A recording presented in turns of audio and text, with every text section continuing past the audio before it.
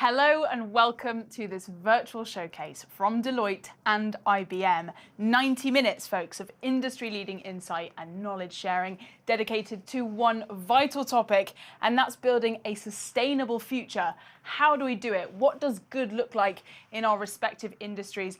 And what role does tech-driven decarbonization play? Because environmental, social, and governance issues are an executive-level priority, or perhaps some would view it as a problem still. A survey from the Corporate Governance Advocacy Organisation, or the OCEG, found that more than half of executives have little or no confidence in the reliability of their current ESG programs. And the pressure to find an approach that meets our ambitious environmental targets, satisfies internal and external demands, but not only that, we want to do this without compromising on our competitive edge. So this all begs the question, how do you achieve growth while accelerating your journey to net zero? And what technology is available to help us get there? You may well know that Deloitte and IBM, that alliance has been ongoing for more than 25 years. Together they work to embed sustainability into the decision-making processes and operations of their partners and clients. And they do it through innovative approaches, digital solutions, and of course, deep industry experience. My name's Julia Bell. I'm going to be your host for today's event. My producer Lucy is in my ear. She's already told me that you're in the chat there sharing whereabouts you're dialing in from. We love to hear that. Keep that interactive because, of course, this is not a webinar. This is an interactive event. So I will be talking with our speakers and our panelists, but I'll also be inviting all of you up if you'd like to get involved in that discussion and ask your questions directly. So with that, here's 5 ways to make the very most of your experience with us today. Here are 3 ways to get the best event experience on Zoom. 1. Please make sure you are on mute, but turn your cameras on. This is an interactive virtual event, and like any event, being able to see their audience really helps our speakers. 2. Full screen is a much sharper image than minimized screen. 3. Please change your name in Zoom to your first name, last name, and your company name. This helps our event producers find you both for your chosen sessions and when you want to ask a question. Speaking of which, our events become really valuable when you get involved. So join the conversation. Taking part could not be easier. Just raise your virtual hand or put your question into the chat. We can even bring you up on stage. Our producers are always on hand to help.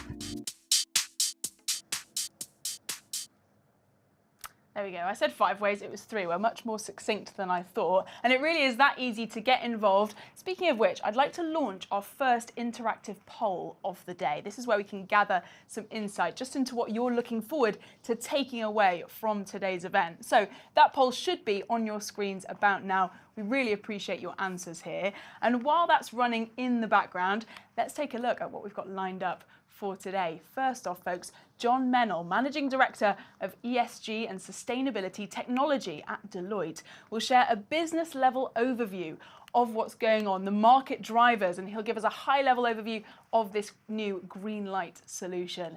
Then I'll welcome up 2 fabulous thought leaders for an exclusive fireside chat. Tanya March, WW Financial Services Lead of Envisi at IBM, will be in conversation with Holly Moynihan, Sustainability and ESG Manager for Hubble Incorporated. So together, they'll unpack Hubble's sustainability journey and the vital role that IBM Envisi has played in that. And actually at that point, we'll invite John back onto the stage for a live Q&A where we'll invite you to get directly involved. Next, I'll dive into a panel discussion. Again, this will be super interactive. If you want to get involved, you can, with our 3 speakers. Brett Stevenson, VP of Product over at Greenlight Solution by Deloitte. Freedom Kai Phillips, Director of the Deloitte Centre for Sustainable Progress at Deloitte.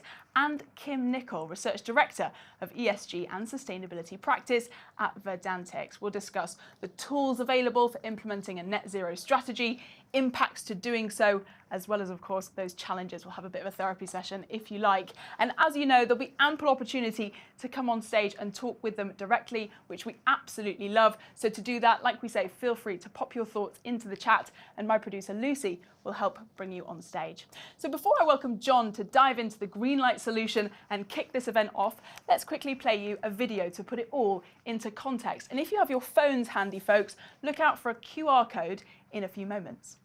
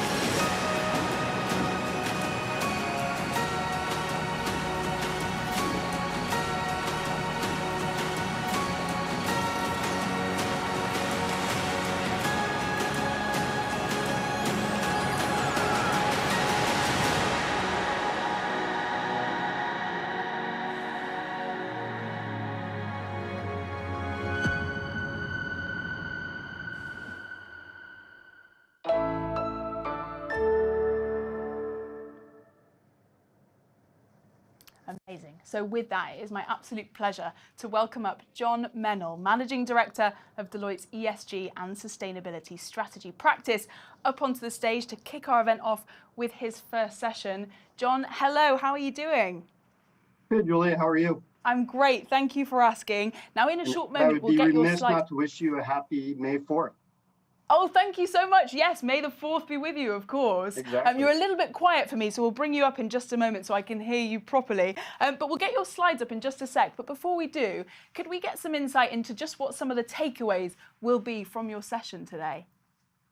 Yeah, I'm going to talk for a few minutes on three things. The imperative for sustainability, why it makes sense for businesses. And I think that's something that a lot of us on this call get, but there may be others in our companies that we're still trying to convince of the why, and why now is the time for action and the role of technology in achieving that action. Then I'll talk a little bit about the green light solution that we've developed using IBM technologies. Great. Well, really looking forward to getting into that. So what I'll do is I'll step back and I'll ask our production team to bring up your slide deck. And then, John, when it pans out, the floor is yours. Terrific. Thank you. Great, thanks everyone for joining. As I just mentioned to Julia, I'll start off, I'll talk a little bit about the imperative for sustainability, the business case, technology, and then I'll talk a little bit about the technology that we've developed with IBM. I'll try to advance the slides. So I think everyone knows this, but we think about these twin imperatives that are coming at us and really are unique for our generation. And those are the imperatives of the looming climate crisis and the awakening around social equity and social equity issues. And we really see these two things as very connected. So climate is both a huge threat for the world in terms of the amount of damage that the climate crisis could cause to our economy, to our world, to the health of all of us if we don't manage it very proactively. It's also a huge opportunity, and it's something that the energy transition and the climate change transition will be the biggest thing that's really happened to the economy since the Industrial Revolution. It will create a huge amount of economic activity. It will create a huge number of jobs, and is really kind of one of the biggest, most exciting things that that will happen in the next decades if we get out in front of it. And so I want to frame it first as both a threat and an opportunity is if we take action.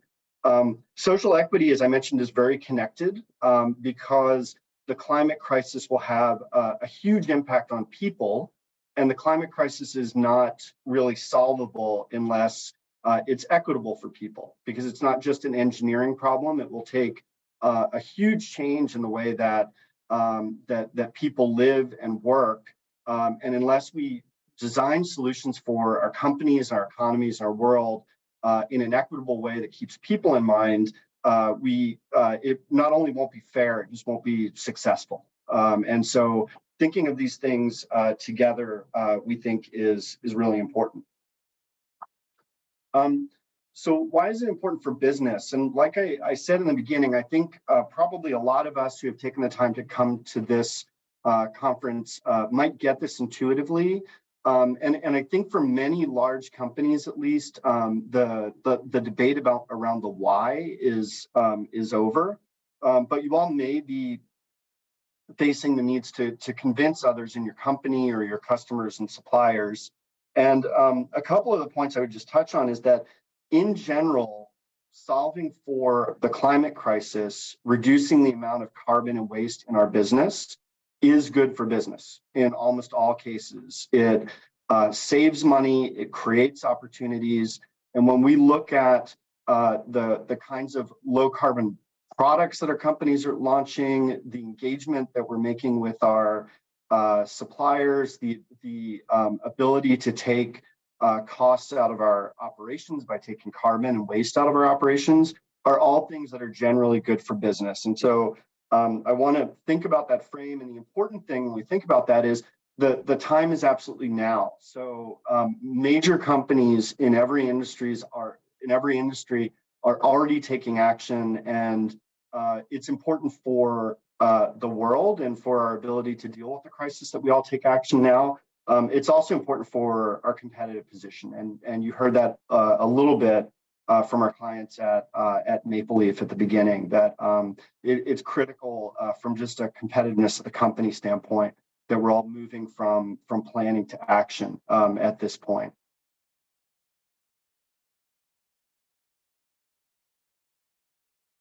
And so with that, I want to talk a little bit about technology, and we'll get into Greenlight. So Greenlight is a set of modular components that we deliver with services based on our experience across the world on decarbonization projects. And you heard a little bit about this from Maple Leaf with our alliances. And there's important components of IBM technology, which I'll talk about. And the key thing in the solution is to help companies move from planning and strategy into action on decarbonization. I'll talk a little bit more about how that works. The other important thing I'd like to highlight about Greenlight before we get into the beginning is it's really built for companies at every stage of the journey. So whether you're calculating an inventory for the first time and setting a target that you might not have done before, or whether you're pretty mature and you have a pretty robust plan to get to your decarbonization targets and just need to use technology to do the analysis, to do the optimization around that, to make sure that it's pressure tested and realistic based on current technologies and economics. Greenlight is a solution that's made for companies at all of those stages. And so why is this important? It's important because I touched on this a little bit before. Most companies are already moving, or at least have already committed to move on their decarbonization journey.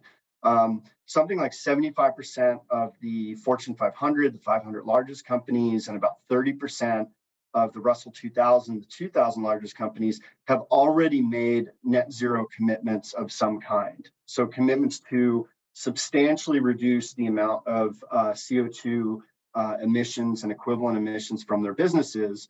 And what that means is that we're already starting to see in this decade, and we'll really start to see from 2030 forward, enormous reductions in the stock of emissions from the largest companies in the world.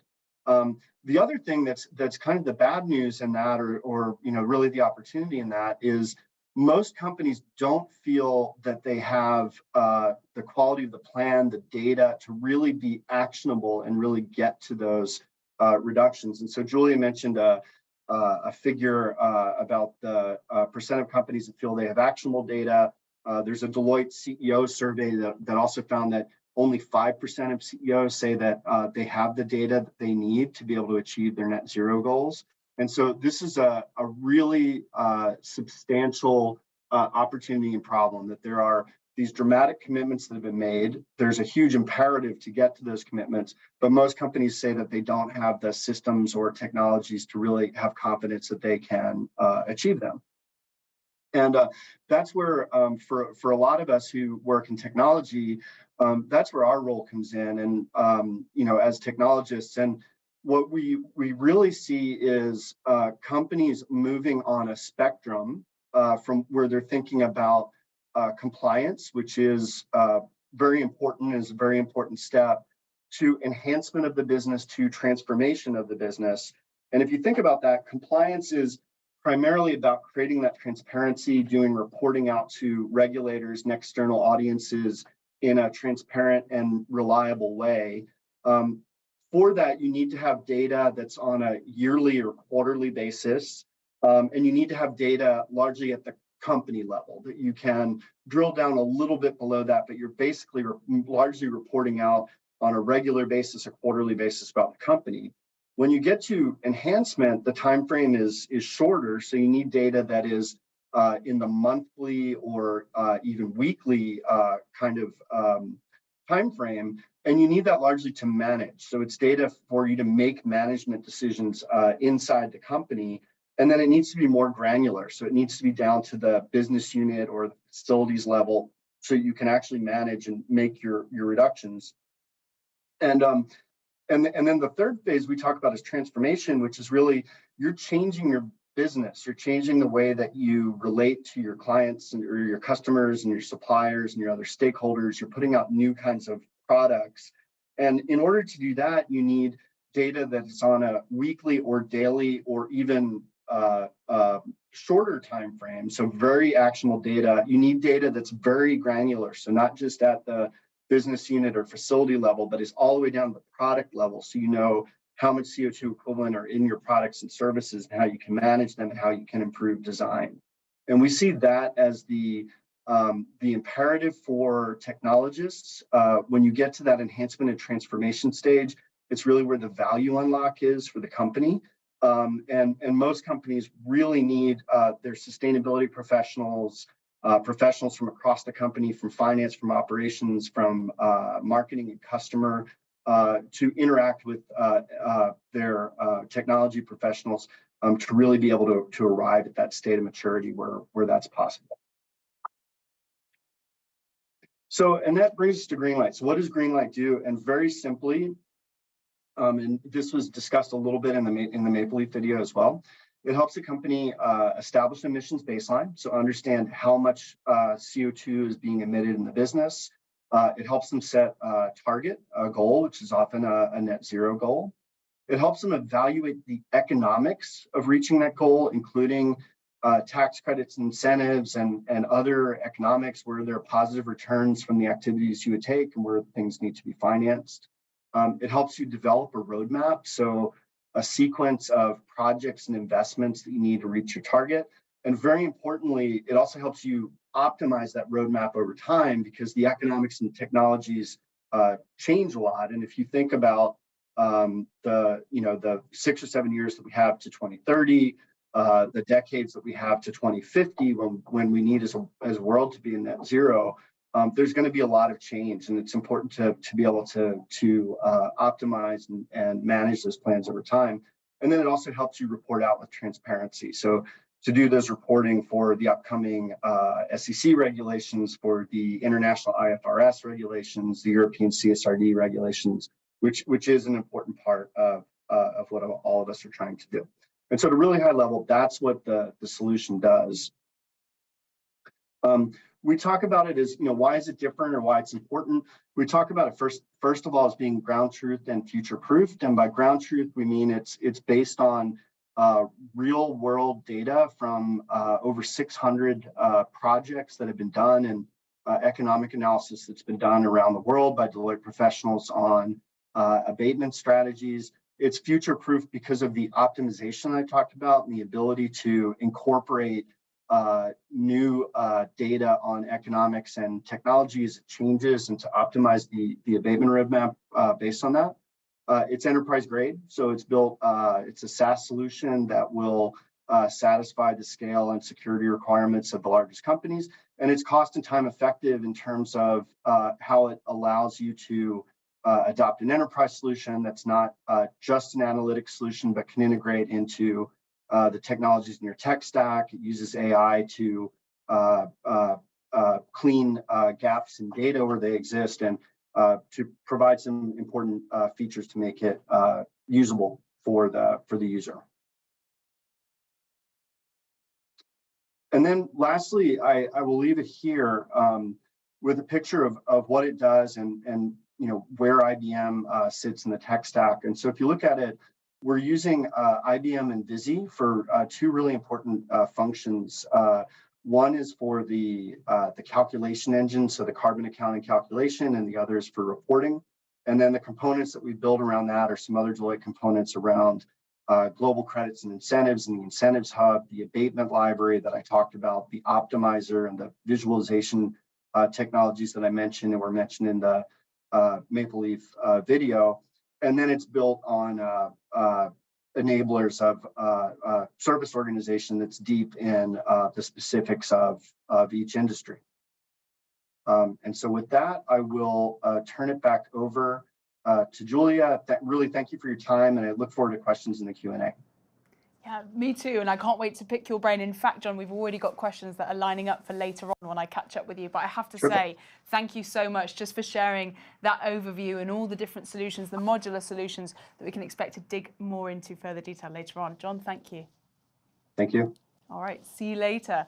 Brilliant to kick off our live event with those learnings from John Mennell there. He'll join me, like I say, back on stage for our Q&A shortly. So feel free to keep those questions coming in, and I'll be a conduit for those later.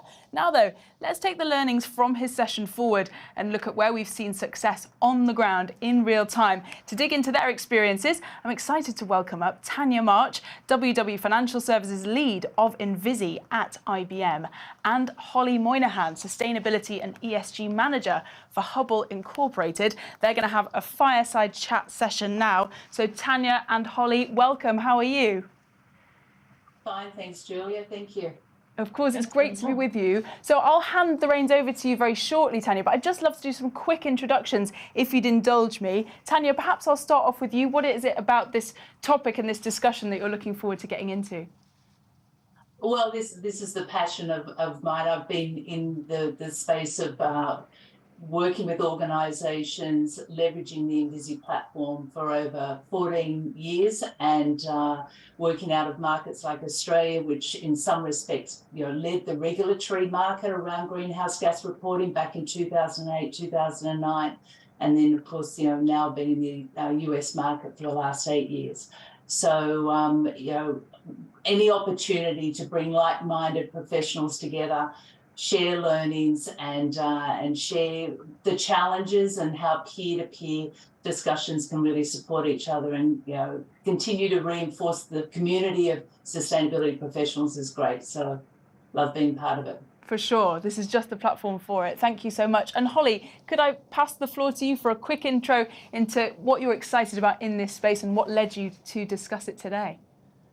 Absolutely. Yes. Great to be here. And just to echo what Tanya said, I think, we're all in this together. There's a lot of great work to be done. And I think knowledge sharing and kind of talking about the trials and tribulations of this space, and, as we're all just figuring it out in this journey, is so important. And it's very valuable to have the opportunity to share with you all. Yeah, and I think it would be nice just to be candid, like you say, about those trials and tribulations, not just to talk about the successes, but also the pitfalls too, and perhaps we can help others avoid some pain points along the way. But with that, Tanya, I know you're going to take the reins on this one, so the floor is yours for that fireside chat. Thanks, Julia. Well, to Holly, first of all, thank you so much for joining us today. It's really great to have you here, and we're all really excited to hear about the Hubble journey as it pertains to sustainability, and particularly what have been your learnings and insights on the way since you've been part of the Hubble business. But before we start that, love to if you could share a little bit more about yourself, your background, and your role with Hubble. Absolutely. Well, it's wonderful to be here. So I'm Holly Moynihan, and I lead the sustainability program at Hubble Incorporated. For those of you that aren't familiar with Hubble, we are a manufacturer of electrical and utility solutions and founded in 1888. Basically, we create components that go on the grid, and we also make smart meters and infrastructure solutions, basically that serve the energy system. So we're also creating outlets internally inside buildings and homes, and all the components that go on that grid. And we offer over 500,000 products, and we like to say, or I like to say, that our products are impactful. So we offer solutions that not only go into renewable energy infrastructure, whether that's wiring or bolts or pilings, things like that, but we also are helping the grid become more modern and stronger and able to both serve things like more electrification and resource efficiency, but also withstand maybe the increased frequency and severity of storms that might result from climate change. So we're really kind of enabling clean energy and more modern and dynamic grid, if you will. And prior to Hubbell, I worked as a sustainability consultant, both at a boutique consultancy based in Boston and Zurich, and I also was on the senior consultant at Ernst & Young, or EY, in the sustainability and climate change services practice. And my consulting background really helped inform my experience for Hubbell. So just working with a variety of different companies and within a range of industries helped me identify different solutions or opportunities to pursue at Hubbell when I joined that team. And I think you're probably being a little shy in the respect that, notwithstanding last year, you were also named one of Green Biz's 30 under 30 sustainability professionals. So huge kudos to you on what you've achieved in your career so far. I'm interested, there was an IBM, I mean, we're all referencing reports this morning, and that's fantastic, the availability of resources to help us all. IBM Institute for Business Value actually recently released a report called the ESG Conundrum. And, a great read, and a key statistic out of that report showed that 76% of executives view ESG as central to their business strategy, and more than 7 out of 10 actually see it as an approach to a revenue enabler rather than a cost center. So I'd like to think all of us here today know that sustainability is a critical business imperative. It is a lens that needs to be applied to all business decisions. So really keen to hear from you, Holly. How does Hubbell embed sustainability into its business strategy and business decisions? Yeah, so I joined Hubbell a little over 2 years ago now, and I'm the first sustainability leader at the company. And Hubbell's been around for 135 years. So I had a lot of work to catch up on just building the program from scratch. So it was very exciting, but also, it proved to be a great adventure. And it's not to say that Hubbell wasn't already doing a lot of great work in sustainability. I think our solutions and our efforts internally had already been creating, a robust value proposition for sustainability. So for me, it was really focusing on, learning the business, of course, but focusing on what was relevant, what mattered to the business, creating a strategy or building blocks that we could build initiatives, programming, and performance around. It was, of course, telling that story, piecing together and pulling the thread and seeing where we're doing a lot of great work and where we could create a cohesive sustainability narrative to share with our stakeholders. And then part of that too is to be able to share that story, we have to perform and we have to measure and progress and reflect on kind of our challenges and our opportunities. And I personally report to the Chief Compliance Officer, who also oversees audit. So data is a huge focus for me, just kind of reporting into that function. And then, we're also within legal. So that means that we have to be putting out really credible information, really mindful about, how we're managing our efforts. And so, while telling your story is very important, it's also about showing progress and being able to manage and measure that. And so just kind of comprehensively, it was thinking about telling our story and also being able to walk the talk. So while we say that we enable sustainable outcomes for our customers through our, products with impact, it's also looking internally at our own operations and trying to think, okay, where can we reduce our own environmental impact and establish goals and kind of pursue initiatives. So that kind of was the big key there. Of course, what comes with that is influencing change and creating awareness. It's building processes and capturing those stories along the way to just continue to demonstrate that this is important and adds value. Yeah. And I guess that ties back nicely to then how you're communicating the work that you're doing. And congratulations, you recently released your third sustainability report. No mean feat for a lot of people on this, that have joined us today that have, also charged with the responsibility around the same reporting and communication to its shareholders. So congratulations on that. And I know, your report very much communicates the commitments and initiatives across the environmental and social and governance metrics for the organisation. That said, we know the complexity is still with the E, the environmental. And I know that your organisation committed to enterprise-wide goals around climate, water and waste reductions by 2030. I think it's 30% the reduction of scope 1 and 2 by 2030, the same reduction, 30% in hazardous waste, and looking to reduce water usage by 25% by that same timeline. Be keen to hear, obviously, with the planning and engaging and influencing the stakeholders with these goals, and love to learn a little bit more about the initiatives and, more importantly, what that current state looks like and how you are planning or how you are actually measuring and reporting against the progress or the performance against those initiatives and those goals. Yeah, absolutely. So, so as mentioned, our program in a formal sense is still quite young, just, starting around the time I joined the company. So we wanted to think about, our ambitions and be really intentional. And those goals reflect that, where we wanted to continue to push ourselves to do better, but make sure that we are tracking against those ambitious goals.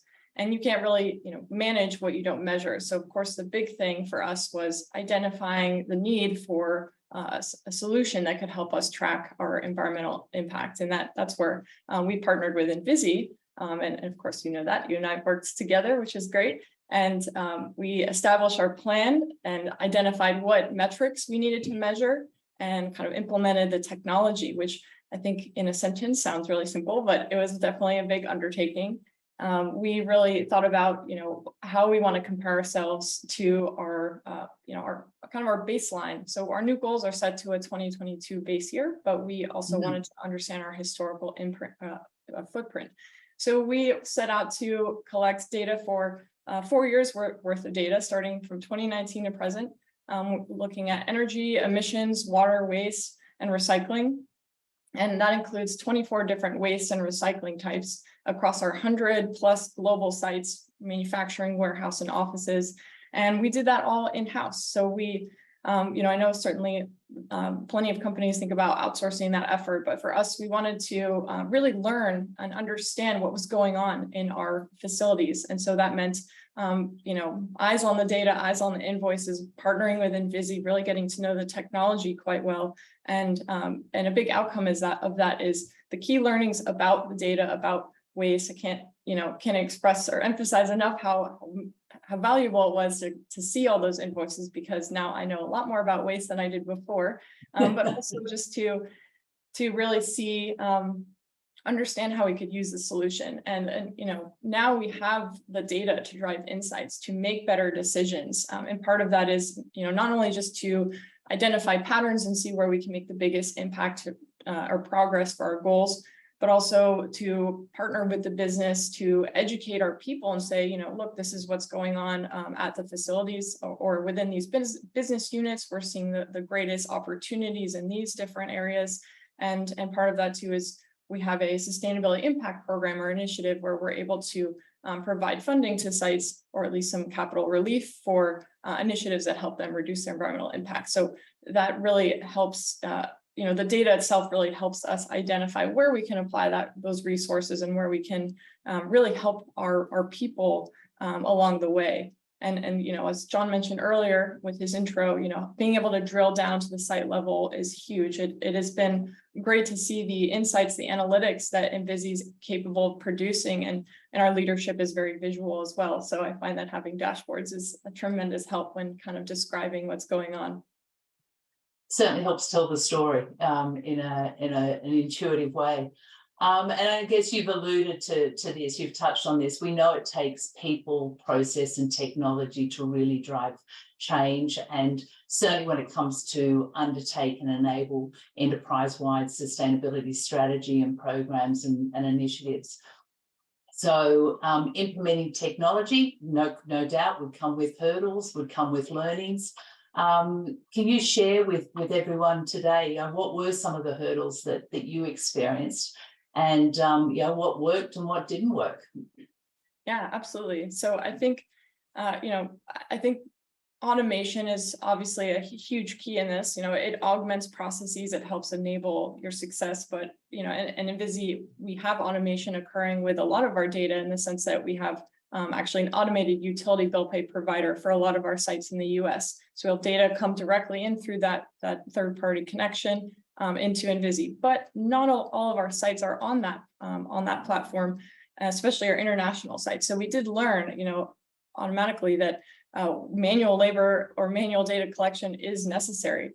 So I was able to expand my team to get that support and really review or I guess collect the data and also validate it. So the other key there is even with automation, I learned that you still have to check the data. You still have to put in the effort of not only looking at, what the automated data coming in says, but also even what our facility information is, or looking at kind of the invoices themselves, if they're accurately reflecting the same numbers. So that was a huge learning, and spending that time to get it right and make it credible is critical. And then of course, collaborating with stakeholders is huge too. So we worked with real estate, we worked with our sites. We also involved our controllership. So our accountants, our financial arm, and mostly because understanding that there are forthcoming regulations, we had to make sure that the data was credible enough to go into financial filings, such as the SEC climate proposal, what that will require. We also know that there's some turnover at sites just naturally for facility managers, plant managers, or environment health and safety coordinators. So we involve both the site contacts themselves to collect the data, but also the controllership to help to also facilitate that collection with the sites that they oversee and help attest the data when they submit it. And then of course, another learning was leadership buying. That's critical. So just, understanding where, what levers we needed to pull to say, look, we need this, we need Envisi, we need the resources and the collaboration to happen. We need your support. We have regulations coming. We have investors asking about this. Our customers want to see us walk the talk, help them with their sustainability goals through our solutions, but also see us perform better and differentiate ourselves to our competitors, of course. And so just together using those different perspectives really help leaders at our company understand why it matters, why we're doing it, and then level setting on the effort required. It's a huge undertaking, and that it takes some time. So we were able to do it and implement all the solution in about 18 months, give or take, which is very fast, I would say. I think we're running hard with that, kind of building the plane while flying it as well. I would say educating all of our sites while also asking them for this information was challenging. There was pushback because, folks are, for a lot of individuals we involved, this was new to them. They weren't familiar with the subject matter. So that can be overwhelming and intimidating. So just trying to get everyone to understand what it was that we were collecting and why it mattered was key. And then, just learning by doing in-house was another big thing that I would say was really valuable. I've talked to others that, like I said, who have outsourced maybe the effort of implementing in the sense that maybe they're very, very hands-off. I'd probably say that that's not ideal, because then when, you don't want a black box to put out the information that you're going to be disclosing publicly. So that was a really big kind of eye opener for me, was saying, well, this is hard, but I'm learning a lot in the process. Well, look, that's great. I mean, you're in a room full of peers, and, my last question was going to be what is some imparted wisdom, but I think you've really covered that in that last question, the leadership buy-in. engaging everybody across the business and taking them on the journey and understanding and the educational process that's required for people who, like you said, this subject is new, and understanding why their role is important into the program that the organisation is really trying to drive. So, Holly, again, thank you so much for joining us this morning. Really enjoyed the discussion, and Julia, we'll hand back to you. Thank you. Thank you so much. That was excellent. Really fascinating just to dig into your experience with this. And I have to thank you for your honesty in sharing actually some of those tricky bits in trying to unroll these initiatives and trying to get that buy-in amongst your peers and amongst your colleagues. So folks, thank you so much for that fireside chat. What I'd love to do now is to welcome up John Mennell, Deloitte's John Mennell, back onto the stage, and then together we can dig into a live Q&A. So folks, this is a great opportunity for you to dive into the conversation with our thought leaders directly. If you have questions, just pop them in the chat and our producer Lucy will bring you up onto stage. So with that, John, welcome to what has now become a bit of a panel here. Great to have you. Now, actually, my producer is telling me that we've already got some questions lined up. So if you're up for this, I'd love to just dive right in. We'll start off with Yusuf from JP Morgan, who we've got lined up ready to go to ask his question. I believe it's a question for John, but perhaps you can tell me. Yusuf, welcome to the stage. Take the floor. What's your question? Hi, everyone. Fantastic panel. So thank you for your great insights. I have a question about how collectively the system gets to net zero, right? Because,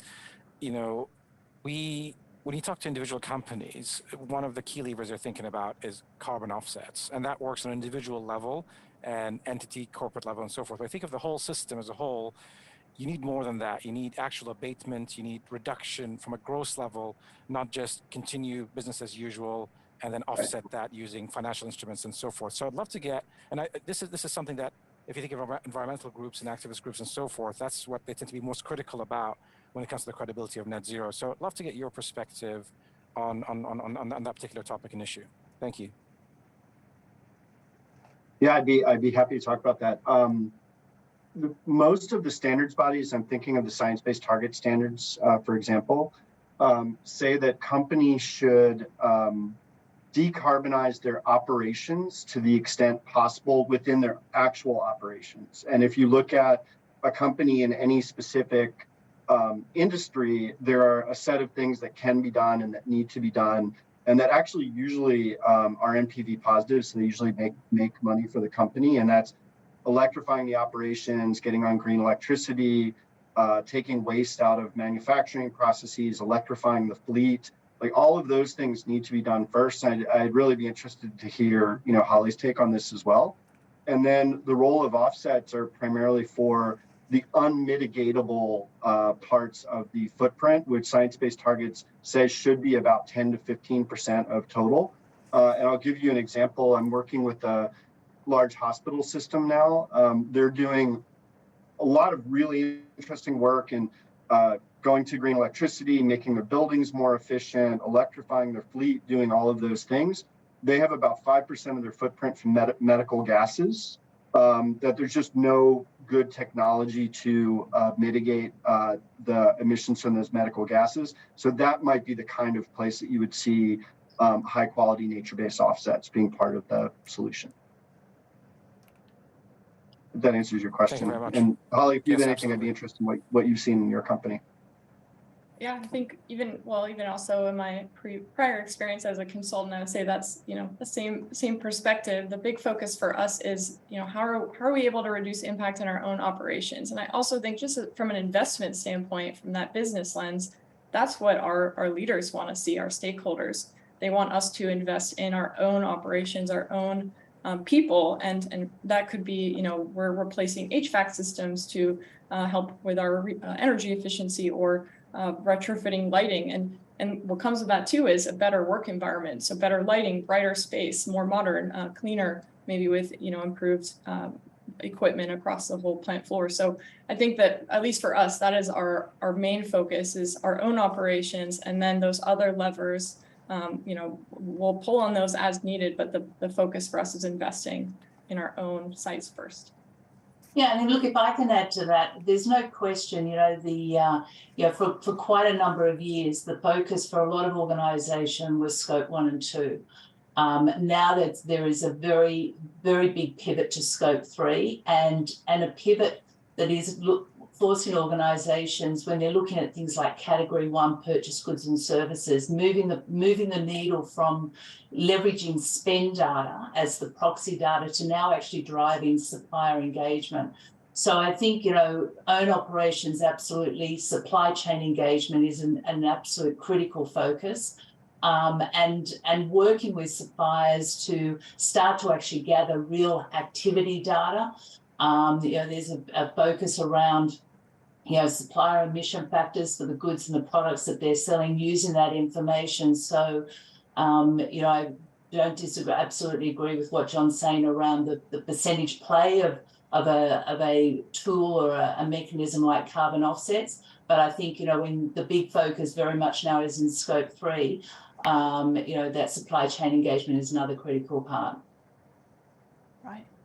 Panelists, thank you so much. Really appreciate you, sir, for your question. I think that unearthed a lot of learning, and I think that will be quite top of mind for lots of folks here in our audience. So appreciate you popping up to get involved in the conversation. Thank you so much. Thank you. And thank you again. And if you're willing, panelists, to keep the ball rolling, we've got lots more questions lined up. So now I will welcome up AJ from SCS Engineers to the stage at this point, just to get involved as well. AJ, welcome to the stage.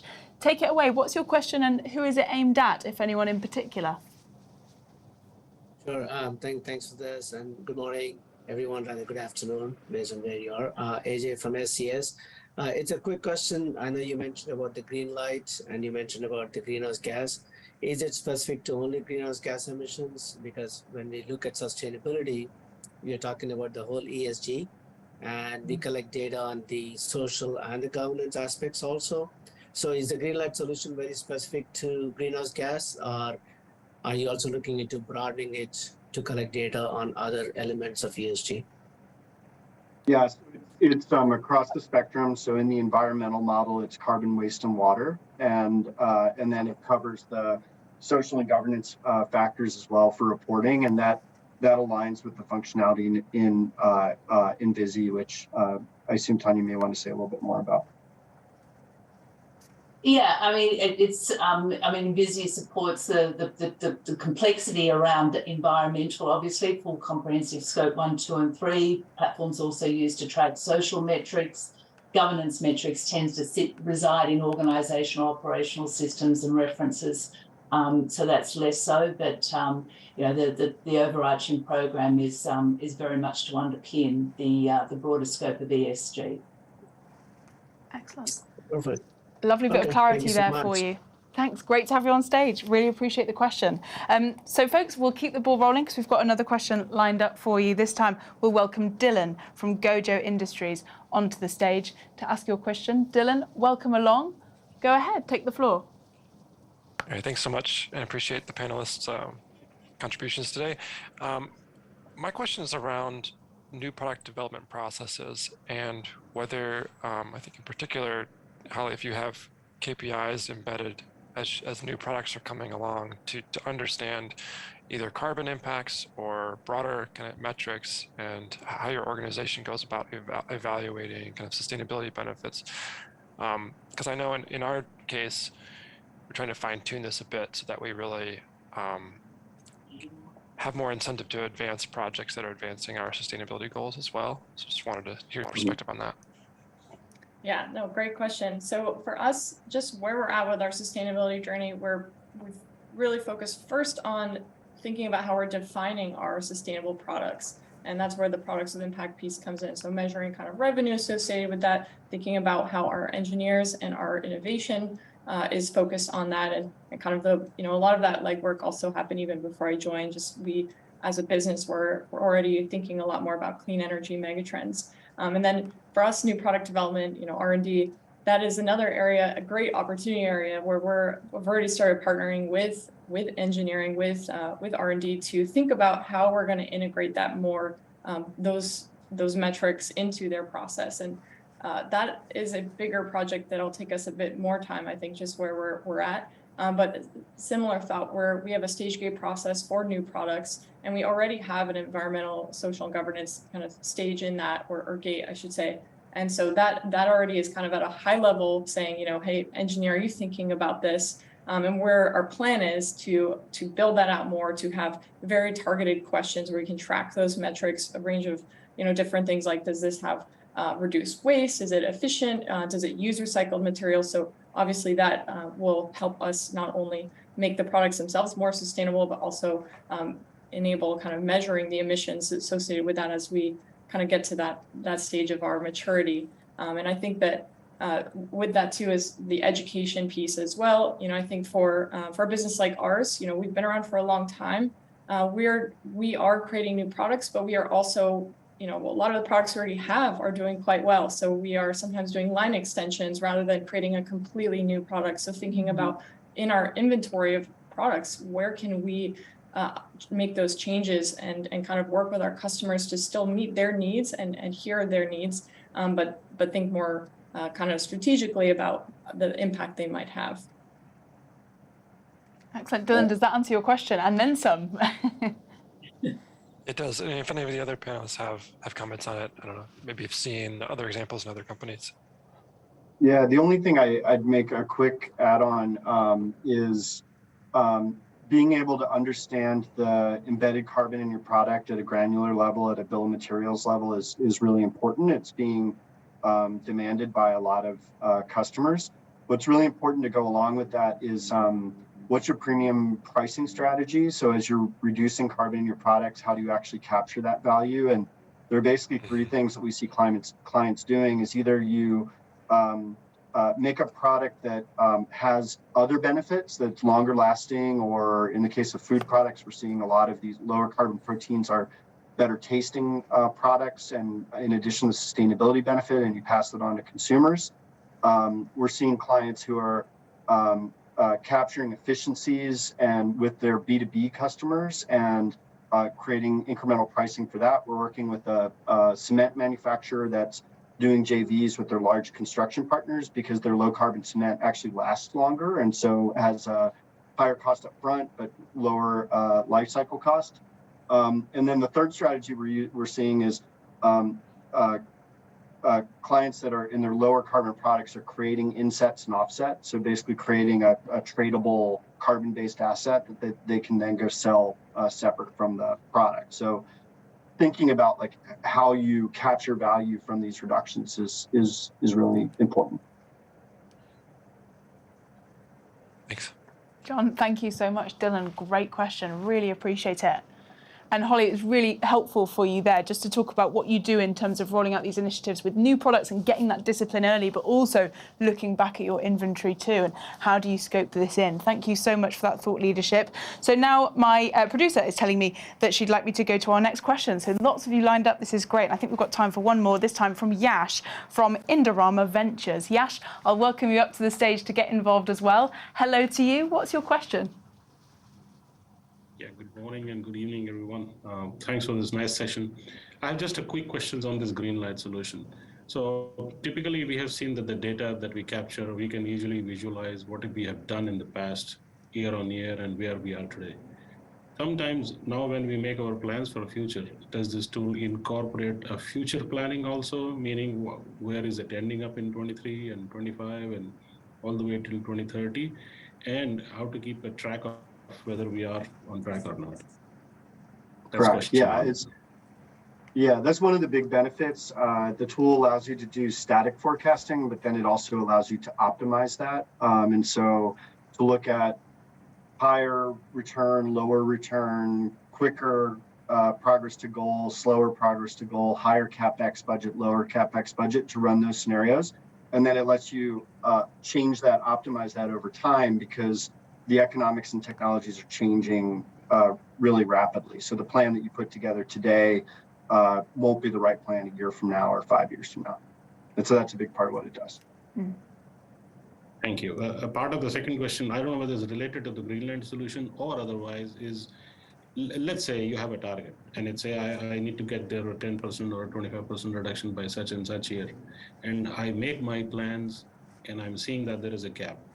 of, let's say, 10% additional that I need, do you have solutions that come up and say, here are the other technology offerings worldwide that you're not looked into, and these are the links, and this is where you need to go? Yeah, so two things it does, and this leverages core functionality in Visi. It allows you to build what we call industry sketches, so to build a plan based on peers in your industry. So if you have a gap, it says other companies in your industry, it will suggest, have done these three things that you should add to your plan. The other thing it includes is climate hard tech maturity tool that lets you say that you may have this 10% gap in your plan, and there's no solution currently for your green steel or your green cement or heavy duty trucking. But we believe that based on these technologies, those will be available in 8 years from now based on maturity, and it lets you put that into your plan. Thank you. Thank you for your help. Yash, thank you so much for those questions. Great to offer that clarity and to pick our panelists' brains. Thanks so much for joining us. And then Holly, Tanya, John, that brings us to the end of our session together. But I hope you enjoyed geeking out with each other and the rest of us here. And it was great to hang out with you. Thanks for sharing your thought leadership. Thanks all. Terrific. Thanks for having me. Take care. All right, like I say, so wonderful there to chat with Tanya and John. And off the back of that discussion, I want to check in with you folks and launch an interactive poll. So you should see that appearing on your screens now. And it asks this: what value driver is the primary motivator for your company to embrace sustainability, climate and equity initiatives? And though there's lots of factors to this, I'm sure if you can, just pick your top one, please. So would you say it's brand and reputation, sales and innovation, capital access and market valuation, workforce and workplace, risk mitigation, or economic impact? That question again, what value driver is the primary motivator for your company to embrace sustainability, climate and equity initiatives? Really fascinating for us to see where your priorities lie here. So we'll unpack this with our panelists shortly. So do get those answers in. We'll just see it in the form of statistics, folks. It's totally anonymous, but it'll give us a feel as to where the scope of your priorities lie. Do just pick one, as I say. So get your answers in, because we're going to close that poll and I'll count you down for this one. 5, 4, 3, 2, and 1. Okay, that poll is now closed. Thank you so much for sharing your insight. Like I say, we'll dive into those results with our panelists. And speaking of which, let's welcome them up, shall we? Brett Stevenson is the VP of Product over at Greenlight Solution by Deloitte. Freedom Kai Phillips is the Director of Deloitte's Centre for Sustainable Progress at Deloitte. And Kim Nicol, Research Director of ESG and Sustainability Practice at Verdantix. They're going to share their thoughts on the tools that are available for implementing a net zero strategy, the impacts to doing that, as well as those challenges. So hello to you all, panelists. How are you doing? Lovely, thank you. Thank you. Great to be with you. And I'll just actually appeal to our audience as well. Just like before, this is totally interactive. If you'd like to get involved and pick our thought leaders' brains, feel free. You know how to by now. Just pop your thoughts into the chat. So if you would indulge me, folks, I'd love to just quickly do some introductions and then we'll get into the meat of the discussion. So Brett, perhaps I could come to you. What is it about this topic that means so much to you? What brought you here today?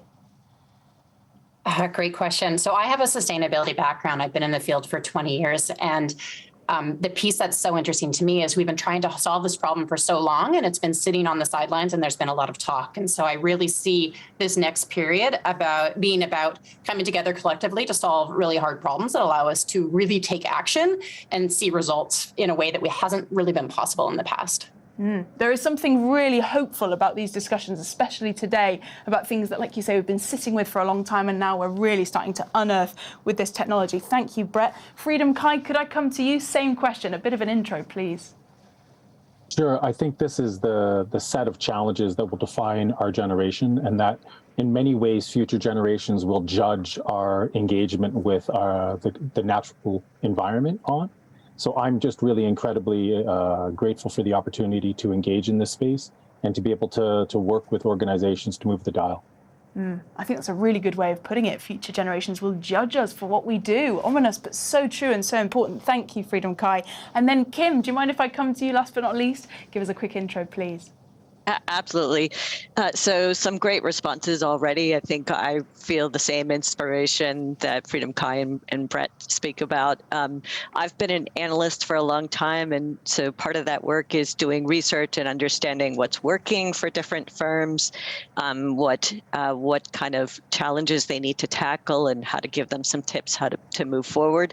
I talk about being an analyst as part cheerleader and part curmudgeon, and I feel like that's exactly what we need in order to make progress with ESG and sustainability. We need to be practical, but at the same time, we need to inspire people to move forward.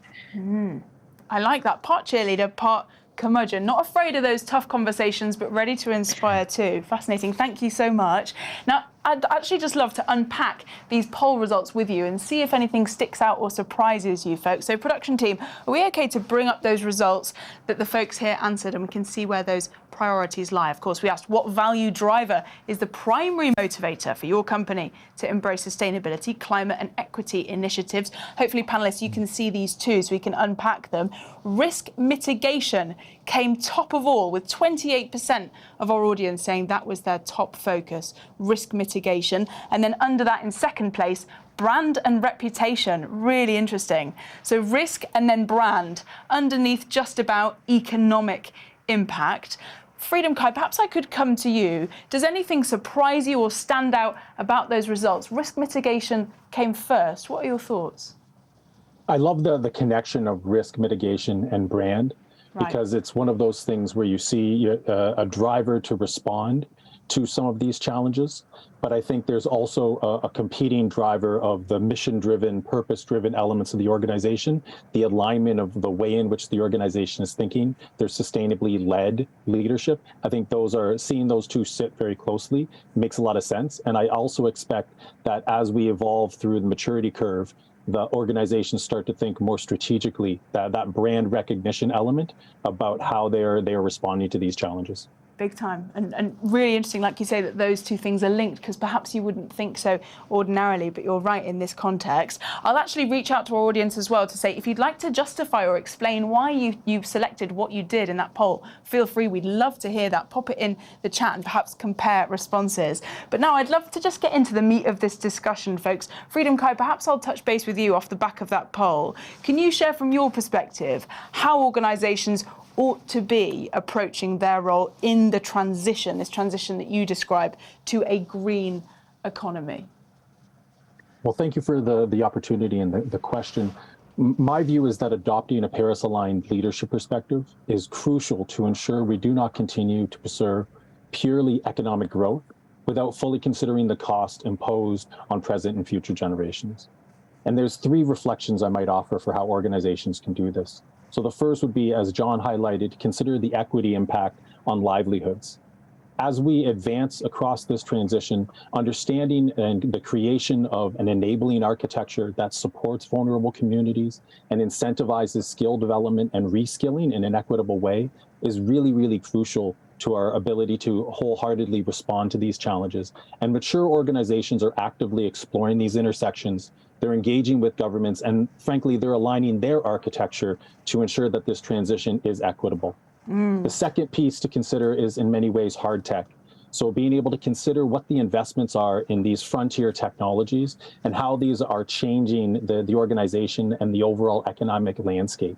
An example of this might be green hydrogen, which is proposed by 2050 to be a $1.4 trillion economy. 70% of which is being developed from developing and emerging economies. And our research is proposing that this is going to result in 1.5 to 2 million new jobs annually from 2030 to 2050.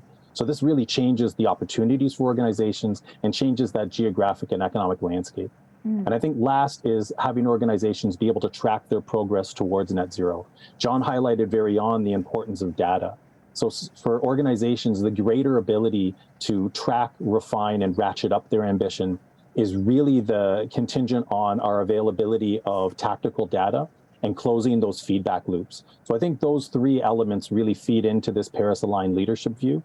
And being able to close that data gap and making sure that we have a greater degree of accuracy and a shorter turnaround time is going to be really crucial. I think, like you say, there's something so motivational about being able to track something directly.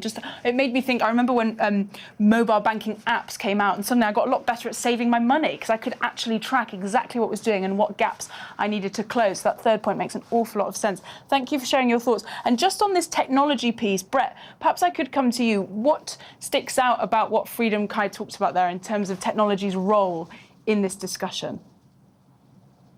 Yeah, really great points, because technology is a critical part of the future. We are doing something that's never been done before, and there are solutions for part of the problem, and there's a lot of things that we haven't solved yet. And things like green hydrogen, the advancements in those types of areas are going to be really important for filling those non-obvious gaps. The piece that I'd really like to highlight too, though, is that there's hard tech and there's soft tech. We focus a lot on hard tech in the world of climate, but sustainability and decarbonization is very complex because it touches on every part of a company. And getting to a point where we can solve the problems efficiently at scale while meeting the individual needs of companies that are very, very different is the challenge at hand. You have data coming from every single part of your organization, like what energy you bought, what flights people are doing, what workforce you're going to employ, how you report, what financial decisions, all of that connects together and has to come together in a decision kind of making tool. But then you also have to echo that out to all parts of your organization because they're the ones who are going to take action. Holly did such a great job of highlighting the intricacies of what it really takes to operationalize and come to decisions and take action. And we can't do this without information technology, largely because of the volume of data and the volume of stakeholders required. And I love the piece there about turning strategy into action. That very much reflects what John was talking about in his opening keynote. So could you kind of join the dots for us and explain from your perspective what the role of the Greenlight solution would be that leaders could leverage in order to do that, to make the words into results? Yeah, absolutely. So we've deployed the solution with over 65 companies, and they all have the same imperative, right? They have to reduce emissions in the real world, and they have to communicate transparently with their stakeholders to show that they have a plan and that they're achieving that. The thing that's interesting is that shows up differently for every company, depending on what sector, industry they're in, what their maturity level is, what their business needs are. It changes, and the operationalization of that changes. And so we're seeing a vast differentiation in terms of why companies are coming to the table and how they need to solve the problem. So though the end-to-end process is kind of looks like a standard project management process, how it shows up in a company is really, really different. So with Greenlight, we're really trying to do three things. The first one is to take action. Companies need a guided decision support system. We are creating our roadmaps now for the first time, and we are soon going to have to show results. And so we can't just be setting goals. We have to get this roadmap of what we're going to invest in, when we're going to do that, and how it fits into our larger business priorities, because climate can't be done in isolation from the rest of your company. Companies still have to make money. They still have to support their staff. And so how does that all come together? And you also have to create a business case to make the investments that are required and echo that out through the organization. The second piece is the integration into an information system. This is where Invisi is a really, really powerful tool. It can no longer be on the sidelines, and it has to come into the center in order to achieve this scale. You have to get the flow of information from operations. You have to create an auditable, transparent system of record that you use to create trust and give information, insights for internal action. John talked about the different types of information. We need to break down what information is necessary for what decisions and for what purpose. And that's actually a fairly complicated process, depending on what a company's trying to accomplish. The last piece is, because the solutions are non-obvious, we can't rely on information technology alone, and it has to be a combination of people and information systems. Software is really good at codifying what we already know and creating that scalability. We have to have humans to solve the unknown problems, to apply that creativity and ingenuity to figuring out what we need to do. But we also need humans to figure out how we operationalize and how we create the operating systems. If you put a flight policy in place to try and reduce your flights, for example, you have to have all your people make the decisions that you want them to when they're making flights. How do you create the incentive structures? How do you echo that through an organization? That the governance, the behavior change that's required by the people who are actually going to make the decisions on a regular basis to achieve the decarbonization, that requires people. So it's really the marrying of these two things that we're trying to bring together within Greenlight and with Envisy's help. Yeah, it was really helpful for you to outline. I think there's lots of appetite and there's lots of knowledge that there is technology out there, but how do you marry the two? And then what is people's role in this? So just the support in terms of outlining where one begins and the other one ends is really helpful. Thank you for that. Kim, perhaps I could come to you now and ask you a bit of a two-pronged question. First off, I'd love if you could be quite candid about some of the challenges that you see from your perspective when it comes to sustainability reporting, and then perhaps you could link that into then what we can do to anticipate some of those reporting needs and how we can alleviate that particular challenge or some of the ones that you've outlined. So what are your thoughts on that? Yeah, so I'm going to echo some things we've already heard, but then come around to something that I think we haven't explicitly talked about. So the first is that, we've heard from Brett, from Freedom Kai, from Holly, that one of the biggest challenges is to bring together the data, to manage that data, to make that data decision useful, to upgrade the quality of that data. And in fact, when I think about what firms can do, the first thing that I remind them is that their sustainability data, it has to be match the level of their financial data. And that's not something that's easy to do, as we've heard for many reasons. And if you think about it, financial performance data, most firms have had years to work on the quality of that data and to figure out how to bring it together and make it useful. And here we are, with sustainability data, just finally trying to tackle that problem. And so we speak about investor grade data is the objective. And so for us, that means it's timely, it's accurate, it's auditable, and it's as automated as possible. And as Holly talked about, the fact that you can't always make it perfectly automated, but we're going to do as much as we can, and sometimes you have to add a role into that process like a controller. The other thing is, when we're planning for outcomes, obviously we're trying to make sure we can produce voluntary or mandated disclosures, but I want to call out something that I think we haven't necessarily spoken about directly, which is that and I say this because when we've done surveys, when we've spoken to firms, they tell us that one of the things that they're still investing in is sustainability strategy development. And I don't think that's because they're doing that for the first time. They've probably done some components of it, but the reality is that's an iterative process. And it's somewhat because as you collect more data, as you learn more, as you set new targets, you have to go back and redo that sustainability strategy. So it's making sure that you're using data to develop the next iteration of your sustainability strategy and to be able to make the decisions about what that strategy should be. And not be intimidated, but it can feel like you're drowning in data that contradicts your strategy from before. So you can't really get married to anything and you can't be intimidated by changing paths, I suppose. That is an excellent point. And, I said I've been an analyst for a long time. We typically have two different opposite kind of projects. We have too much data or we have too little data. And you have to exist in both worlds. Yeah. Data analysts, they're very precise, but perhaps never happy is the learning I'm taking away from that. Folks, I've got a question lined up from the audience. So I'd love to get them directly involved and then I'll carry on picking your brains. So at this juncture, I'm delighted to invite up Janet from the Royal Wolverhampton NHS Trust and Walsall Healthcare NHS Trust to the stage. So Janet, great to have you. Take the floor. What's your question? Hi, thank you so much for the opportunity. I just wanted to ask, how are the companies actually balancing the cost, the need for investing in new technology and the cost of it, and at the same time trying to maintain profitability and market share?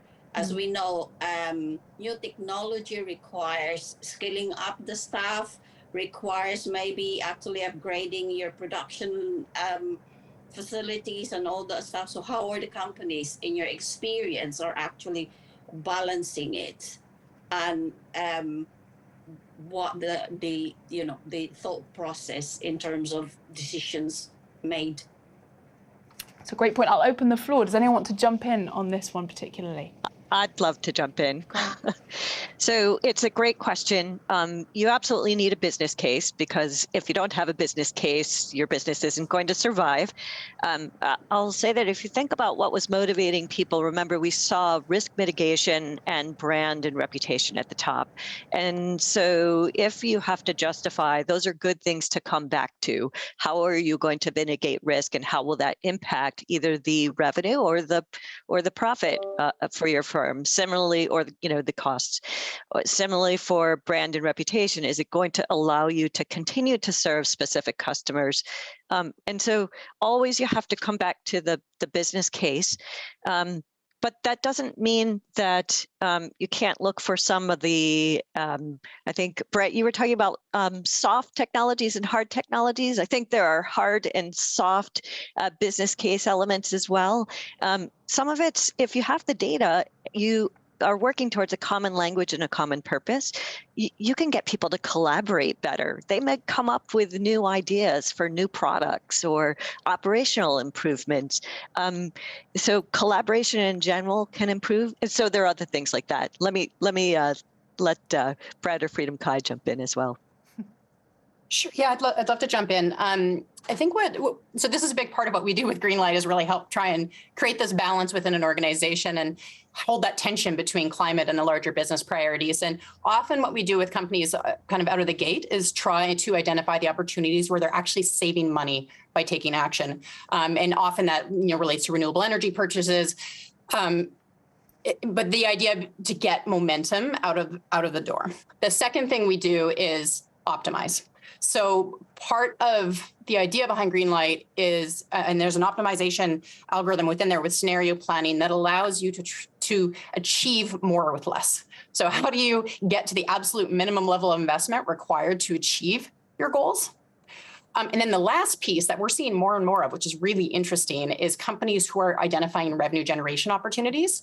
And that's actually where we're seeing the companies making the largest investments at this stage, because they see that there's an opportunity within that. So we're seeing that within the financial industry, companies wanting to be financiers of abatement initiatives. We're seeing companies that are directly wanting to sell their customers new solutions that like electrified machinery or fleet vehicles or that sort of thing, so that they can make money while activating their ecosystem towards their pathway, because a lot of those companies want to sell these things, but part of the issue is that those companies aren't mature enough yet about how they think about their own journeys.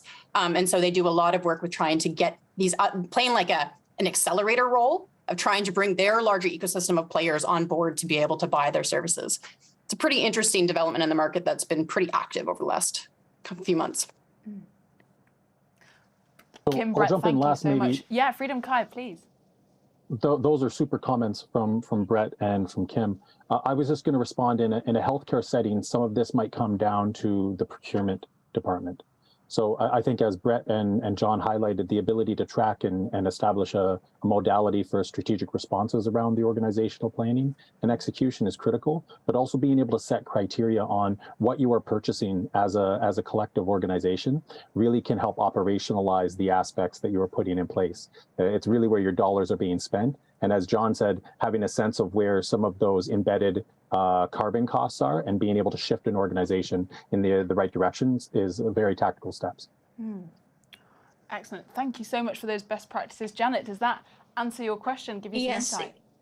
Yes, it does. And I think for the healthcare sector, which I am part of, it's looking at really the maturity of the supply chain, because calculating the scope 3 is very much, and it's key actually at the moment, it's key to our decision making, whether we're actually buying a sustainable product or a sustainable service.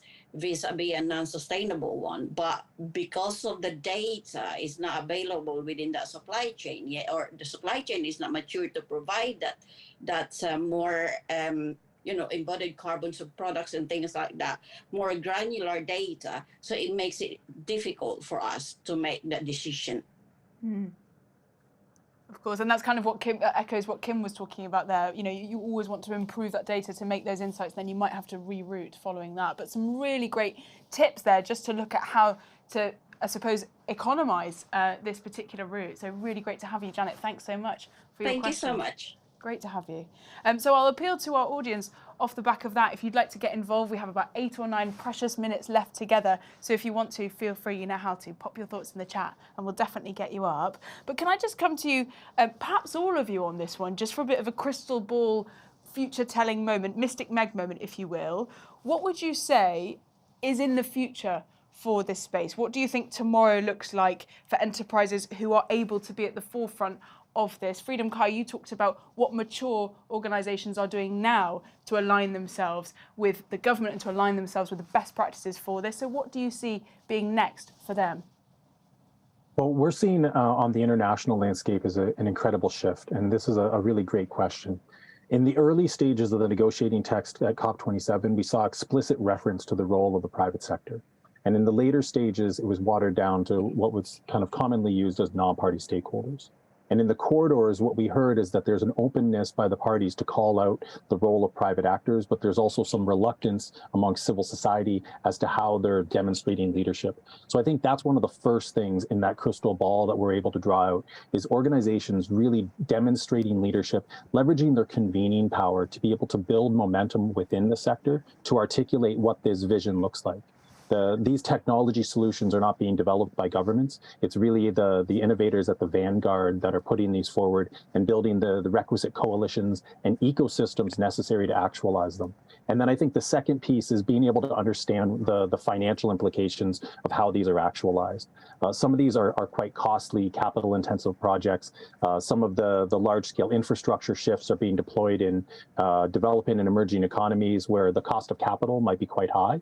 So being able to understand what's necessary to ensure bankability and drive down the cost of capital is really a second critical component to be able to ratchet up our overall ambition. Excellent. Thank you so much. Great insight to just get a sense of where the landscape might be in the near future. Kim, could I come to you? From your perspective, what do you see that next big step to be? What excites you about the future here?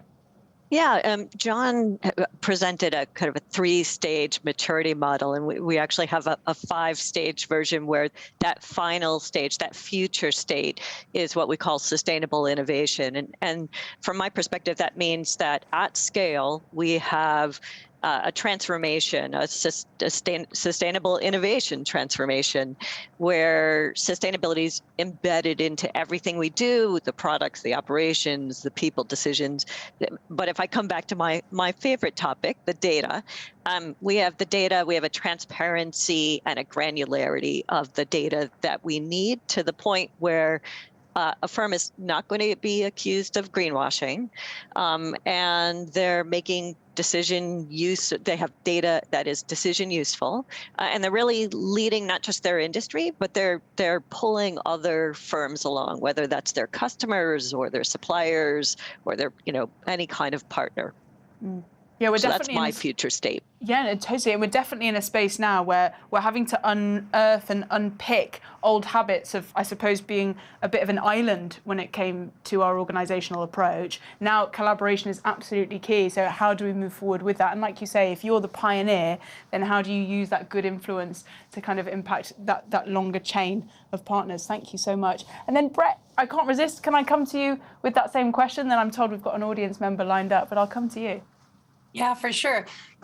So I think, we know the end state is transformation, but we are at an early adopter stage of the marketplace. And I would say there's a small segment of the population that already see the transformation ahead and understand the implications. We have a much larger volume of people who are taking their first steps, setting targets, establishing their baselines, but, don't yet see the full length of the journey. And so I would say that the investments that people are making right now into sustainability type initiatives depends on how much they're invested in that idea of transformation. So the places where we're seeing it the most are, again, companies that see a revenue generation opportunity, companies who are taking a kind of proactive defensive posture where they see a lot of risk in their industry or risk to their reputation, and then companies who are trying to be at the vanguard from a brand perspective and want to be just seen as leaders in this space. Those are the companies who are making the most investments at this point. And then there's a lot of other people kind of dabbling and starting out and like trying to figure out what to do. And so it's going to be a bell curve, right? Like everybody is going to be maturing along this journey towards the end state of transformation and the kind of the bigger picture of how they bring all the pieces together. And I do see kind of the role of technology and kind of everybody at this table. Our job is to help kind of accelerate how fast those different profiles can kind of make it through the bell curve and how fast we can kind of squish the bell curve to get to the transformation more quickly. Big time. I love that that's the way that you look at your role here. Sorry, yes, please. Yeah, I just wanted to come back to, Janet had a good question about business case. And I will say that getting to that future state for a lot of firms, they need that push or they need to change it into a financial decision. Yeah. And so we are seeing, we are getting to a double materiality state, the financial and the impact materiality coming together. And one of the ways that I see a lot of firms trying to do that is to set a carbon price internally, and that helps them evaluate different projects if they understand, what the price of carbon is, what the impact is on their footprint with that price. Yeah. No, it's really fascinating, actually, when we ran that poll and we saw that risk mitigation and then brand trust and brand reputation came really high up on those priority lists. So those are sort of push factors, trying to push organizations along, but then that pull of financial gain and growth would be a really, really great one just to aim for, because like you say, nothing quite pulls anyone along like that.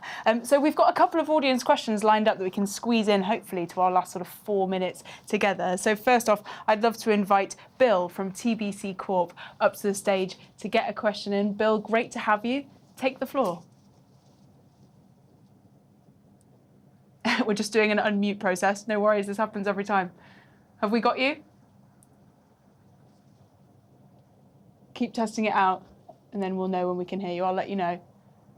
And if not, we can always come to somebody else and then come back to you. Shall we do that? Yes, he's nodding. We will come back to you, Bill. Thank you anyway. Panelists, we've got someone else lined up, so I will invite Jay now up to the stage, and then hopefully we can get Bill's audio sorted out. So Jay, hello to you. Can we hear you? I hope so. Yes, we can. And in that event, please take the floor. Thanks for allowing me to ask my question. It's been a great panel so far. As a corporate practitioner and leader of ESG within my firm, a lot of the technology that is available to us is focusing on measuring carbon emissions that have already happened, that are in the past. And obviously it's really important because you can only improve what you can measure. But does the panel think there's any value in helping companies to predict their future spending behavior, consumer behavior, and providing sustainable alternatives to mitigate the carbon emissions going forward, right? For example, sustainable aviation fuel. Who are the airlines that are using that green steel versus traditional steel, sustainable concrete timber? There are those solutions available. Yes, they come at a premium, but certainly that I see value in helping firms forward plan as opposed to just looking backwards, because it's a lot of work. Short answer, yes. I wholeheartedly agree. You have to look forward. Yeah, and again, this is one of the real reasons that we really need the information technology pieces, advances in artificial intelligence and different tools help us do that better and better. And it's certainly a place where we're looking at getting more and more sophisticated around over the future. This both helping to navigate change, like we're at the start of a journey. This is a long haul, right? And technology is going to change, economics change, you get results coming back into your system, and the world's kind of changing beneath you at the same time. So, data is exploding. There's all these different things that are changing that affects industries, and so we absolutely see the ability to predict as being fundamental to making sure that we, are as a collective making good decisions. No, I'll totally agree. One of the areas we see an area of opportunity for organizations is being able to leverage the spectrum of data types. One, for instance, is maybe Earth observation data. being able to create a digital twin of the overall supply chain, and then being able to understand what the different mitigation options are, being able to then move those mitigation options as drivers going into the future to have some predictive insight. And we've been working with our clients to do just that, so that they have a better understanding of that closed loop of data, being able to ensure that they get more responsive, more tactical information, but then also being able to really understand and hone in on what those drivers are and what the impact is that they're looking for in their particular choices. That's a great call out about the digital twin. If that's not something you're familiar with, I do recommend checking it out. It's a good way to think about scenario planning, testing different scenarios, testing different products and operations as well. Panelists, thank you. Jay, really appreciate that question. Such an excellent note to end it on as to what we should be aiming for next. Thank you so much. And panelists, thank you. That brings us to the end of our time together. I really hope that you enjoyed that, and it was clear that it was top of mind what you were talking about to lots of our guests, because we couldn't get enough on stage to talk to you. So thanks so much for taking the time to share your expertise, folks. Thank you. Thank you, everyone. Thanks for inviting us. Of course, anytime you are welcome. What a brilliant discussion there with Brett, Freedom Kai and Kim. And of course, I want to thank Holly and Tanya, as well as John, our opening keynote speaker there. And of course, I'm really grateful to you. I'm so sorry to you, Bill, that we couldn't get you up on stage in time there, but we can explain very shortly how you can follow up this vital conversation. Of course, ask that question and get your answers there. So I really do want to thank you folks, our esteemed guests and delegation, for your time, your attention, as well as for those comments and questions. It's been an absolute pleasure hosting you. I hope that you've enjoyed it. We've certainly covered a lot of ground, but I would love to know what you think. So I'll launch our final poll of the day. Again, this is just for us to gain a bit of insight so we can keep making the best of our time together. So while that's running, what happens next? Well, if you were invited along to today's event by us at GDS and Meet the Boss, then we will facilitate how you can follow up the conversation directly with the folks at IBM and Deloitte. So do keep an eye out for correspondence from us on that. And if you join today, of course, by IBM and Deloitte directly, then I'm sure they will reach out to do the same thing and get your thoughts on your experience here today. I would, of course, also encourage you to connect and link in with today's speakers and your fellow attendees. Lucy, my producer, has been telling me that lots of discussions been happening in the chat, which is wonderful. So do connect and link in on the various social platforms so you can continue this vital discussion offline, because just as Freedom Kai says, this is where the innovation happens, less in government and, to be honest, more in industry. So keep that going. And that brings us to the end of today's showcase. Until next time, stay safe, everyone. Best of luck with your business endeavors in the rest of the year. And we hope to see you back here at the next virtual showcase very soon indeed. Goodbye.